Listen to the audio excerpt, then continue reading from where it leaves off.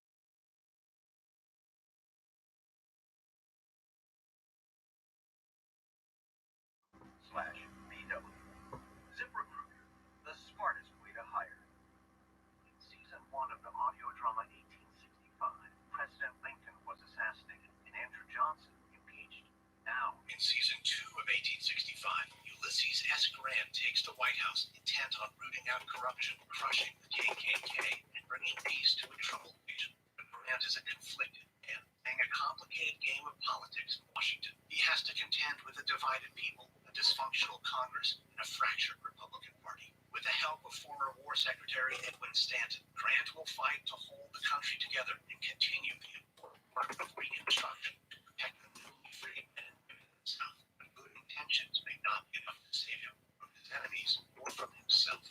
Stay 1865 3 weeks early and ad-free, starting your free trial of Wondery Plus in the Wondery app.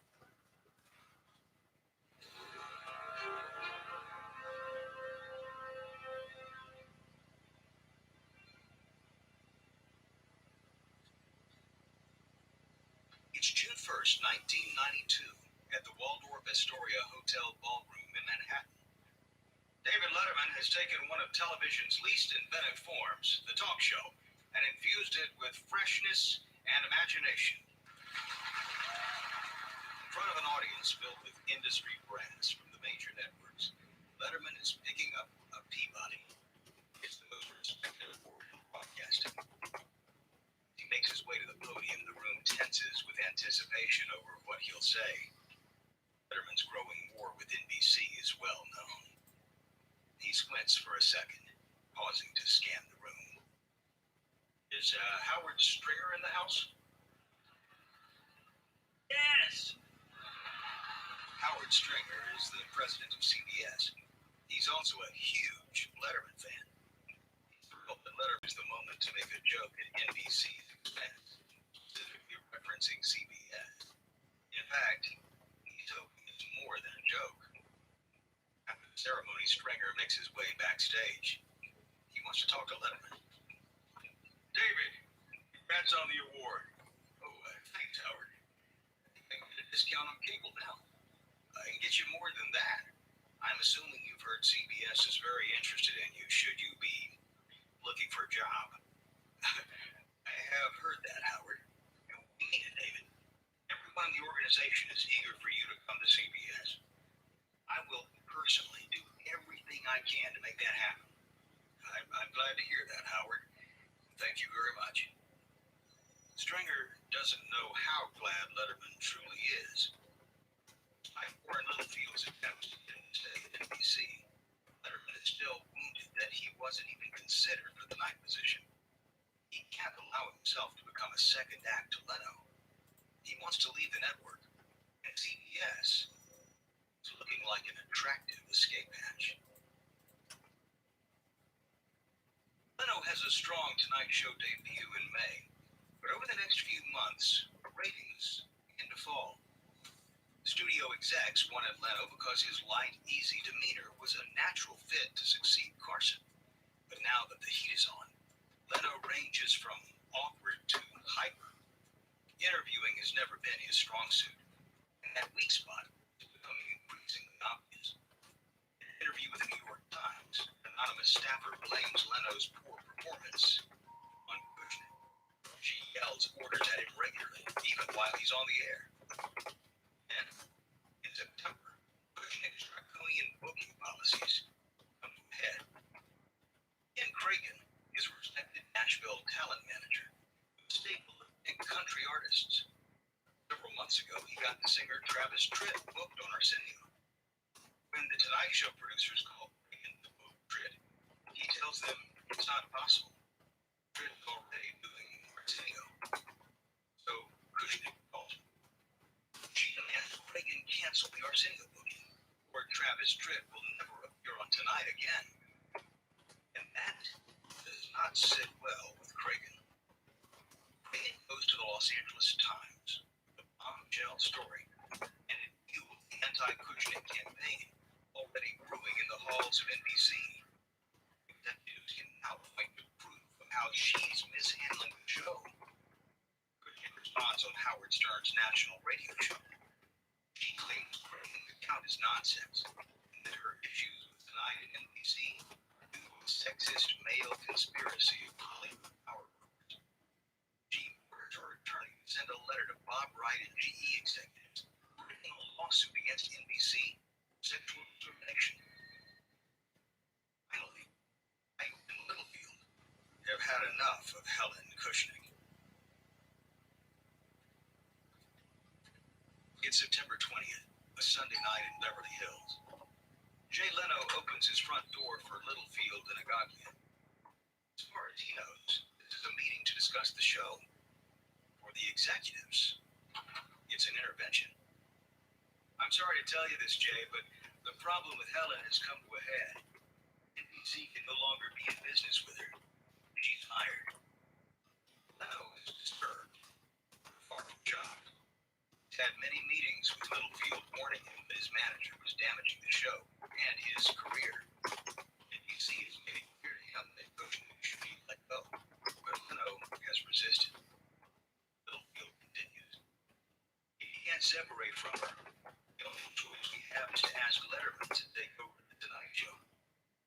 Now, Leno looks shocked. You'd do that? Absolutely. So, you get work tomorrow? Leno looks at Littlefield and stands up. I have to go work on the monologue. I've got a show to do tomorrow night. That's good enough for Littlefield. Unlike other NBC executives who favored Letterman, Littlefield has never lost faith in Leno's ability. Now, he has only one nagging question. For 20 years, will Leno really be able to part ways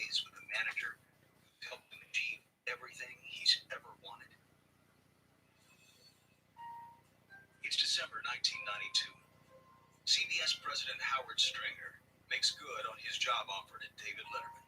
He delivers a 3-year deal for over $12 million annually, plus bonuses, ownership of the show's production rights for the 11:30 slot against Leno, and production ownership rights to a future 12:30 a.m. show. CBS isn't the only company bidding for his skills. Offers come in from Viacom, ABC, Disney, and Fox. But Letterman is impressed with CBS. He's a major network with a strong history, and he has deep passion for that broadcasting tradition. Now, Stringer is in a waiting game, and there are two big questions on the table. What will Letterman do? And how will NBC respond to the CBS offer?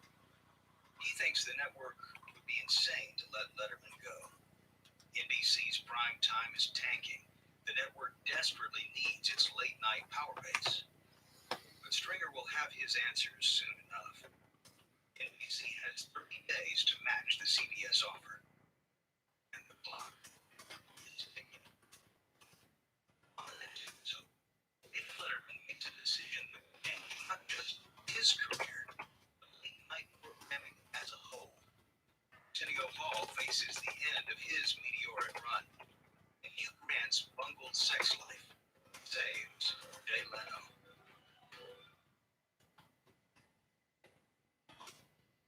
I'm wondering, this is episode 4 of Late Night Wars.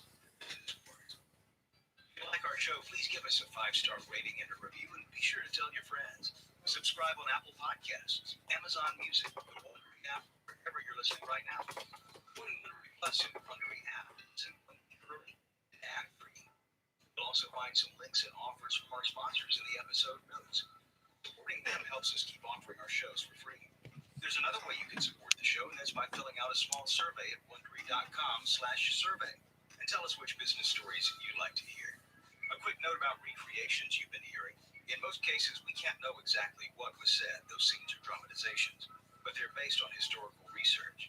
And we use many sources when researching our stories, but we especially recommend Bill Carter's books, Late Shift, The War for Late Night, and Johnny Carson and Henry Bushkin. I'm your host, David Brown. Peter Gilstrap wrote this story. Karen Lowe is our senior producer and editor. Emily Frost. Voice acting by Michelle Phillippe. Sound design by Kyle Randall. Kate Young is our associate producer. Our executive producers are Jenny Lauer-Beckman and Marshall Louie. Created by Hernan Lopez for Wondery.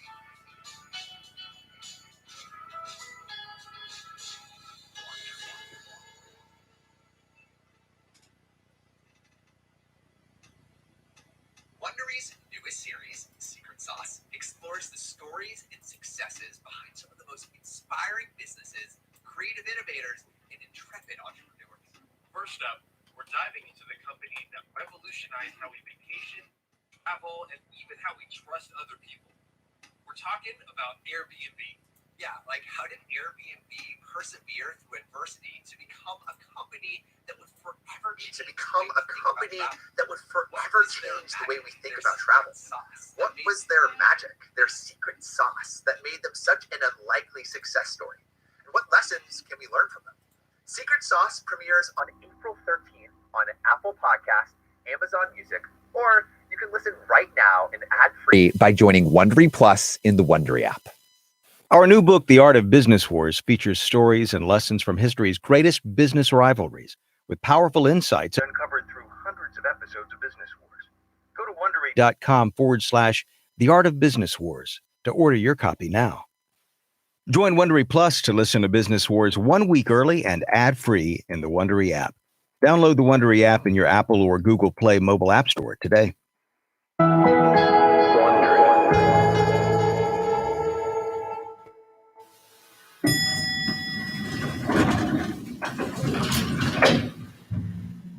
It's December 1992 at NBC headquarters at Rockefeller Center.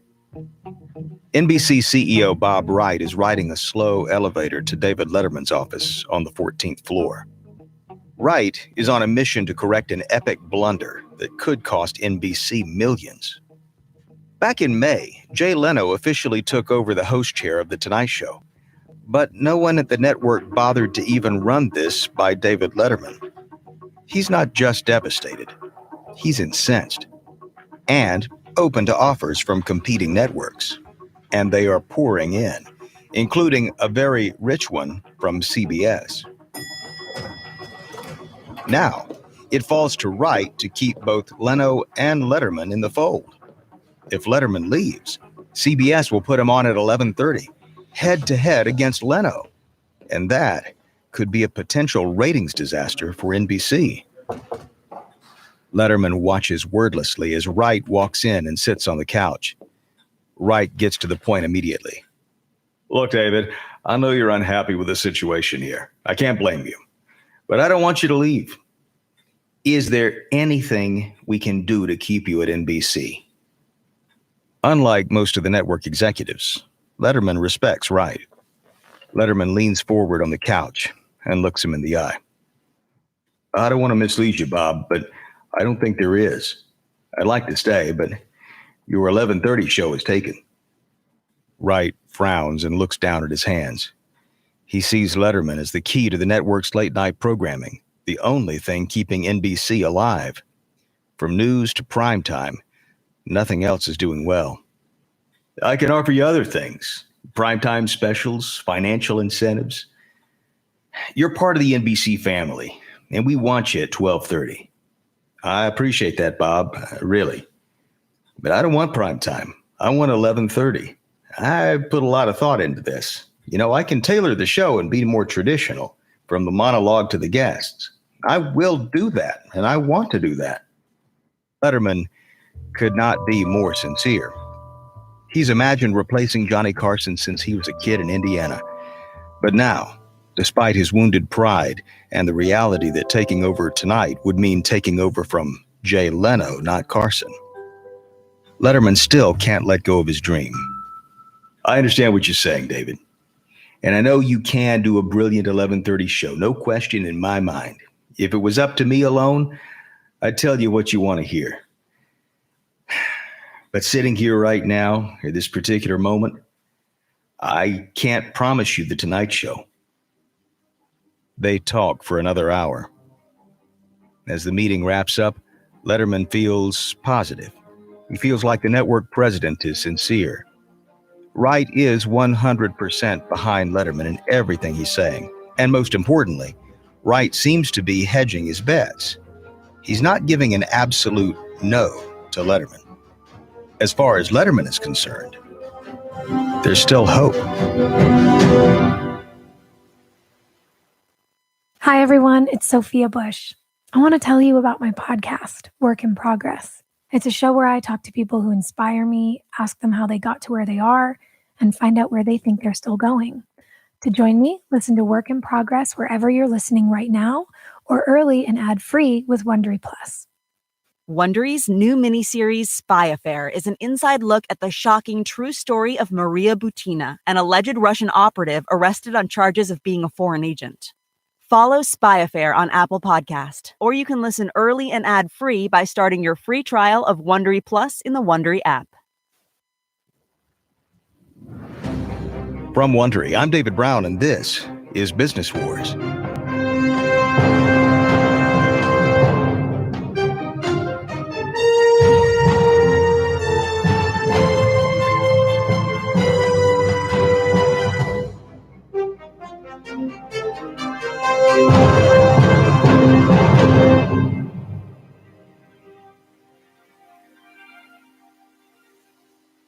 In the last episode, David Letterman assumed The Tonight Show was his.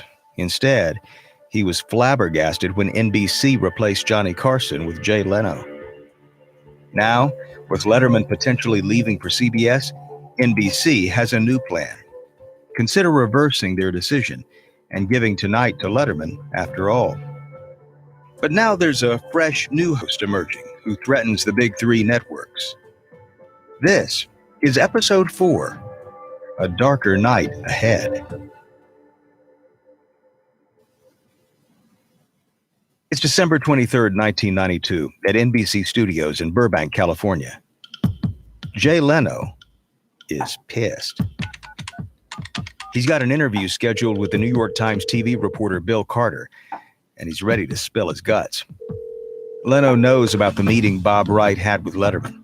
He's heard rumors that Wright and other New York-based network executives want to replace him with Letterman. He makes his case to the reporter. Am I crazy? The ratings are going up, the advertisers are happy, and so are the affiliates. But no one at NBC will tell me my job is safe. What'll you do if they give the show to Dave?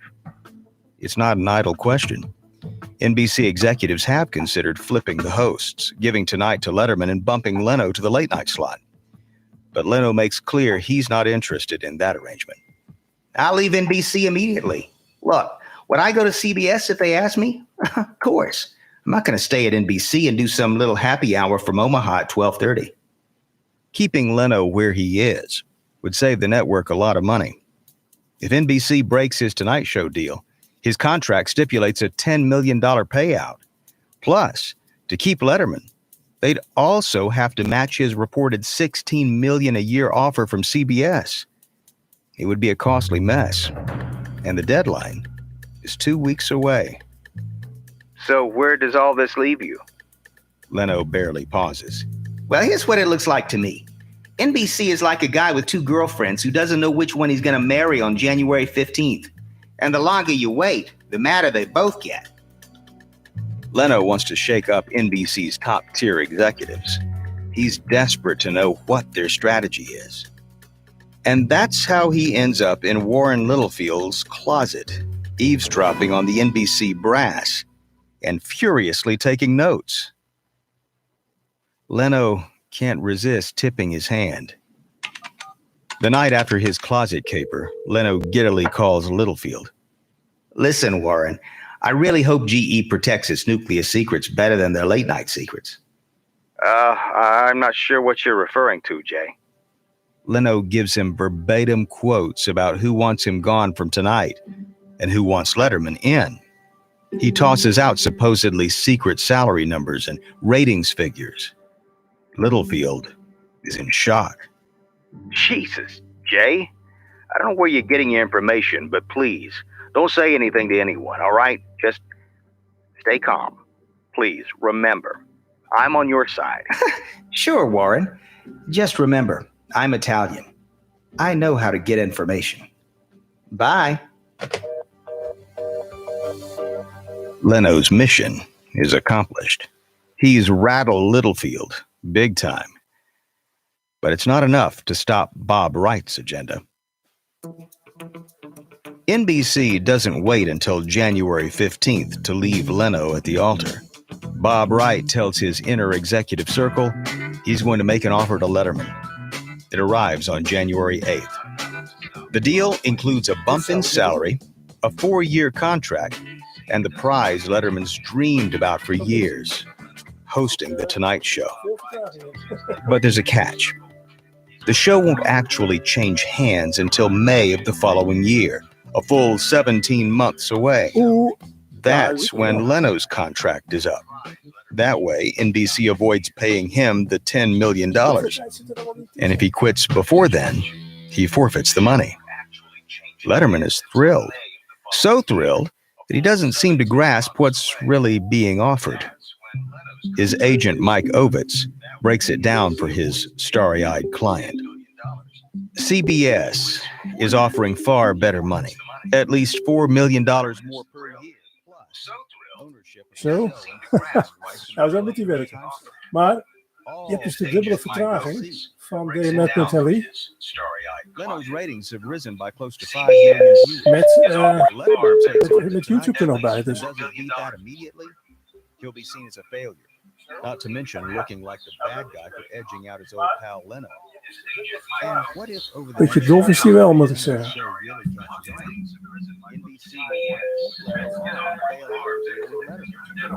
Deze microfoon, hè? Die was even in beeld te zien. It'll be the Jay Leno show. Ovitz recommends that Letterman take the CBS offer. It's not just that it's a better deal. It's that what NBC is offering is potentially a bad deal.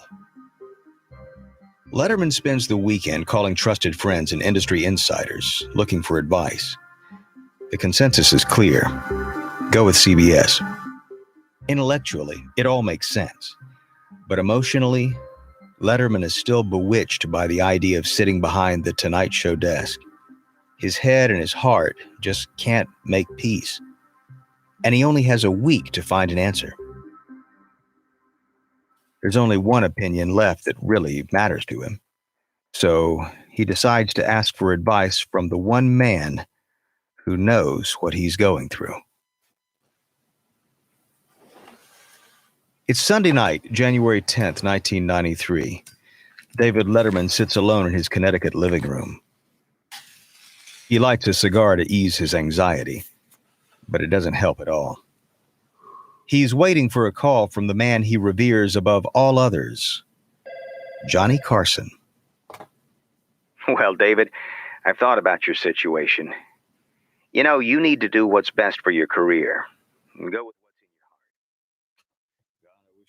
Waiting for a call from the man he reveres above all others. Iets meer hoog, iets meer hoog, iets meer hoog, iets meer hoog, iets meer hoog, iets meer hoog, iets minder hoog. Nou, zoiets dus. Dat zou het moeten zijn.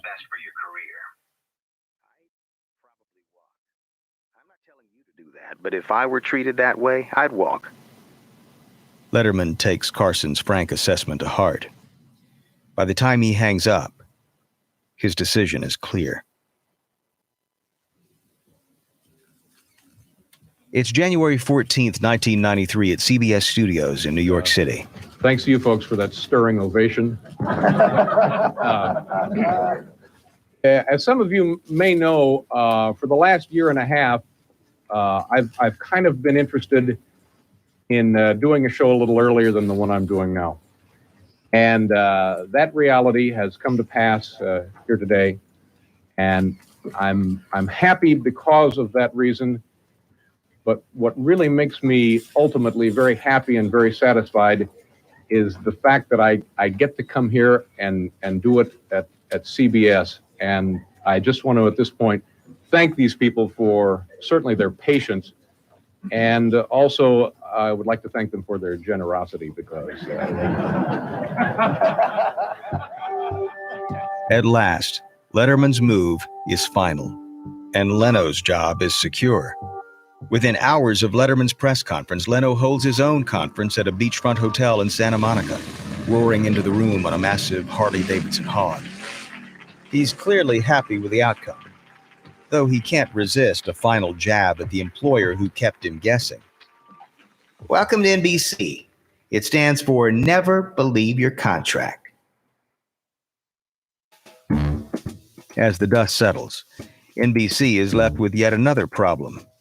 What to do with Letterman's late-night host position once he officially leaves on June 25th?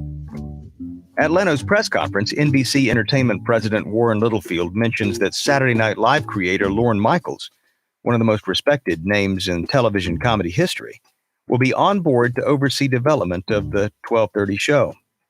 NBC promises its affiliates it will name a host by April, so Michaels starts looking. It's an arduous process. Virtually all candidates are from the stand-up world, something Michaels wants to avoid. He wants a broadcaster, someone whose skills go beyond rattling off one-liners and sarcastic insults, someone with unique charm and charisma that translates on screen, someone who can talk, and more importantly, someone who can listen. One name keeps coming to mind, a talented writer and former SNL staffer who also had great success at The Simpsons. He's smart, funny, and engaging. People like him. But the question is whether Warren Littlefield will like him too.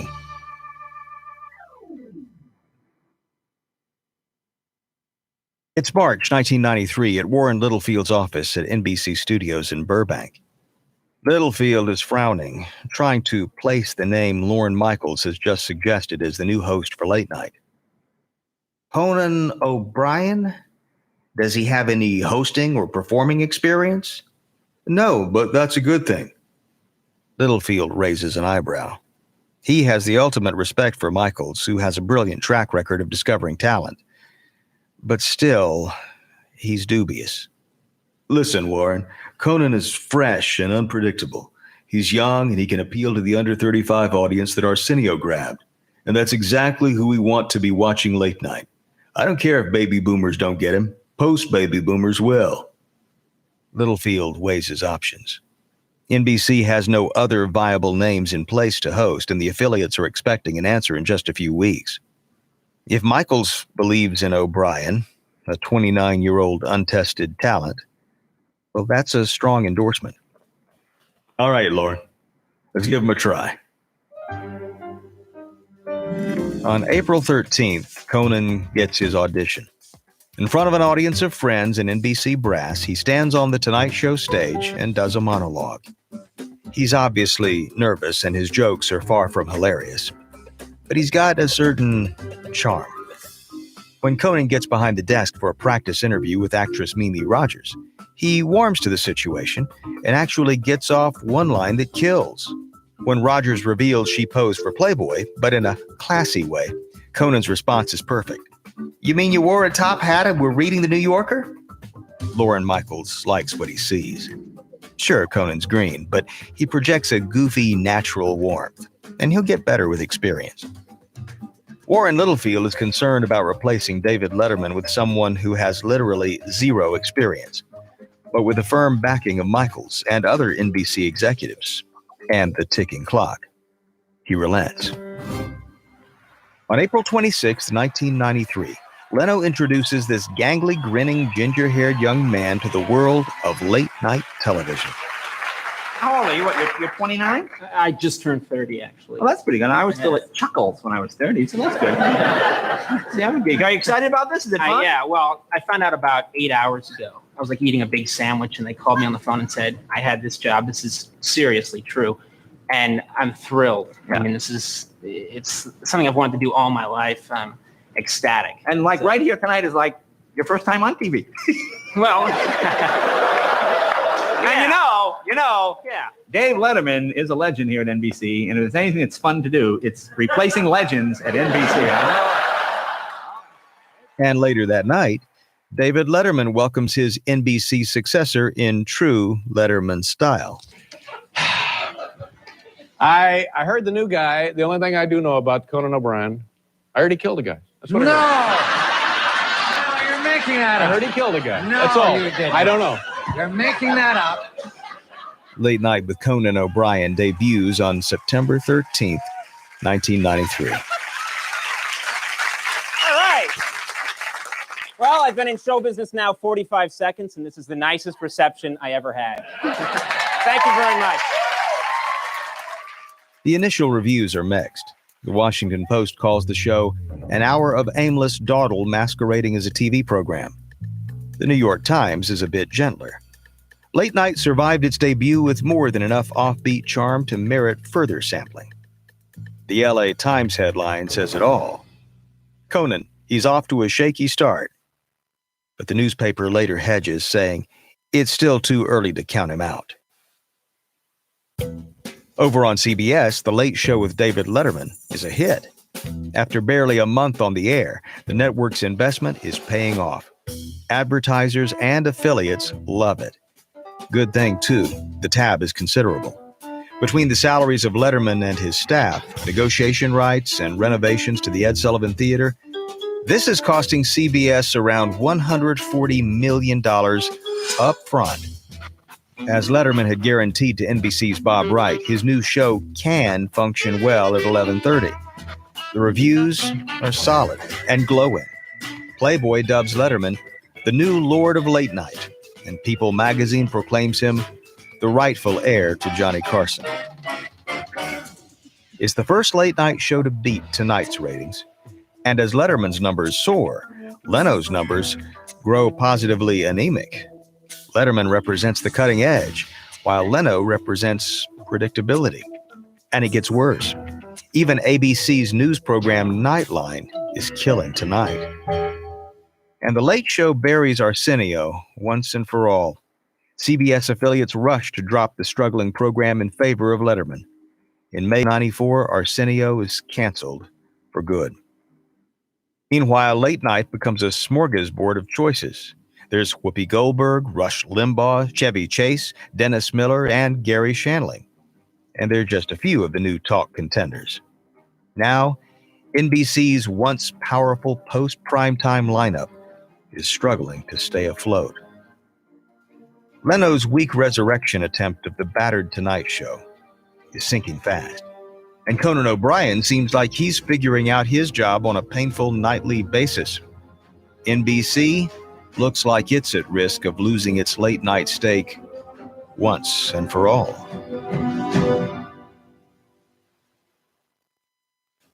We are supported by Canva Pro, the easy-to-use design platform that has everything you need to design like a pro. Maybe you're a professional designer, or maybe you're more like me and you need a little help or a lot of help. Either way, Canva Pro can help boost you and your team's productivity and creativity. It's a quick, easy, and affordable way to design whatever you need. Canva Pro truly has everything you need in one place, including a collection of over 75 million premium photos, videos, audio, and graphics. Plus, it's got time-saving tools that simplify and speed up the creative process. I speak from experience. One of the many features I love about Canva Pro is the unlimited storage, but since Canva Pro also gives you everything in one place, you can access thousands, literally hundreds of thousands of free photos, illustrations, templates. So if I'm ever stuck for an idea, I can just browse right there and find not just inspiration, but all the resources I need in the moment to make that design come to life. You can design like a pro too with Canva Pro. There really is no idea too big or too small. Right now, you can get a free 45-day extended trial when you use our promo code. Just go to canva.me/BW to get your free 45-day extended trial. That's canva.me/BW. Canva.me/BW. President Lincoln is dead, Andrew Johnson impeached, and in season 2 of the audio drama 1865, it's Ulysses S. Grant who takes the White House, intent on rooting out corruption, crushing the KKK, and bringing peace to a divided nation. Listen to 1865 3 weeks early and ad-free by starting your free trial of Wondery Plus in the Wondery app.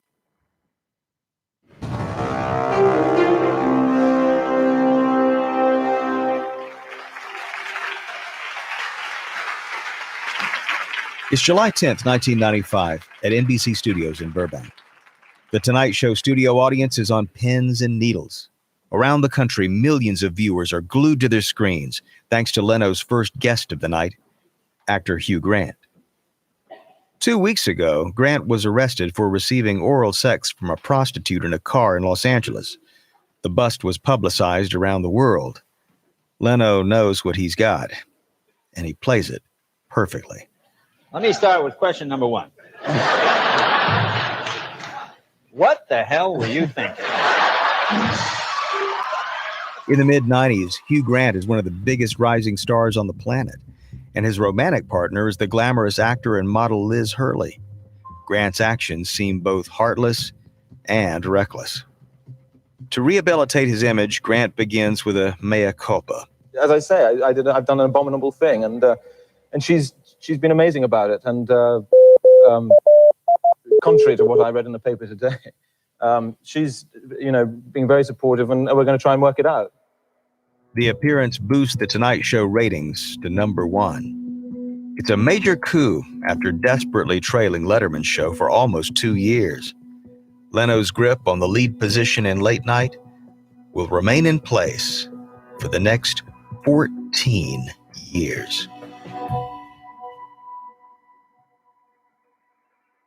David Letterman has always suffered from a deeply ingrained fear of failure. The millions he's making, far more than Leno, and critical acclaim don't seem to matter. His critiques of virtually every aspect of the show, including himself, are legendary. Things are never good enough. By the mid-90s, straining under the knowledge that Leno is beating him, Letterman grows crankier and bitter, and it's showing up on air. As Jay Leno maintains his chipper, amiable vibe, Letterman's curdling presence begins to alienate his audience, and the numbers suffer in turn. The Late Show drops to second and then third place. It will never again reach the top of the heap. By July 1996, through sheer determination and maturing talent, Conan O'Brien becomes a success story. O'Brien was maligned, nearly written off, and almost canceled during his debut 3 years ago. But now, he's finally making NBC happy. Critics who called for his head now praise his skills. In July, the Washington Post TV critic Tom Shales, once a leading Conan hater, writes a review reversing his stance. The piece declares that Conan has gone through one of the most amazing transformations in television history, from annoying nuisance to prize package. The ratings are healthy and solid. It seems clear that O'Brien's days of humiliating ignominy are over. And it seems that the networks agree. So much so that by 2001, with a year left on his late-night contract, competing offers come in. Fox woos him with a $21 million a year contract. It's crazy money, but NBC counters with a raise, an extended contract, and a tantalizing but open-ended offer. If Leno leaves through his own volition or an act of God, Conan will get The Tonight Show. Conan is driven by the same burning desire as Letterman and Leno. He wants Johnny's old job. Though NBC isn't committing to a specific time frame for a Tonight Show handover, it's good enough for him. In February 2002, he accepts. In December 2003, Leno tells NBC he wants to extend his contract by 5 years. If he's not getting Letterman-level money, he at least wants job security. NBC is amenable to that. Leno's increased his numbers big time. The Tonight Show is riding high at number 1. But by sheer accident, the extension's end date coincides with the close of Conan's contract. It would be disastrous for NBC if both stars were to leave simultaneously. With Fox's wildly lucrative offer to Conan valid indefinitely, and the star beginning to get antsy about his future at NBC, the network needs to secure Conan's services. They make a solid offer. If he's willing to stay with Late Night until Leno's contract is up, The Tonight Show will be his. It's February 2004 at the Carlyle Hotel Bar in Manhattan. Conan O'Brien sinks into a leather banquette in a dark corner of the upscale bar. He scopes out the room furtively. Martinis arrive. He lowers his voice. "Mark, I need to know something. Can you keep a secret?" NBC publicist Mark Lippis leans in. He's a devout Conan believer, thrilled to be invited for drinks with the boss. "Of course, Conan, what's up?" "I'm getting The Tonight Show." Lippis's jaw drops. He thought they were celebrating the show's decade anniversary or something. "Jesus, that's fantastic, but I don't get it. Is Leno walking?" "No, he's getting a new deal extending till 2008. Then it's mine." "He agreed to that?" "He doesn't actually know about it yet, so this has to remain top secret, okay? We're going to need a code word from now on whenever we refer to this. Let's see. How about Anderson 360? Perfect. Here's to you, Conan." The pair raise their glasses. "And here's to Anderson."